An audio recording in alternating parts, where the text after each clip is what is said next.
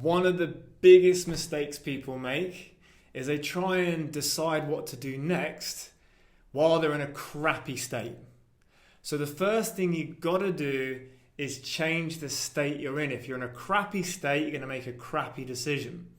So here's one super simple way that you could change your state.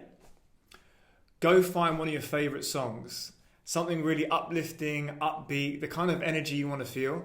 Dance to that for 5 minutes, 10 minutes, 20 minutes, as long as it takes. Because the time it takes, you might think, oh, it's going to take ages.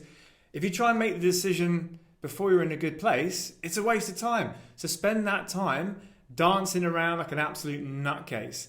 Then once you're kind of sweating and you're feeling good, then think about the next smallest step that you can take.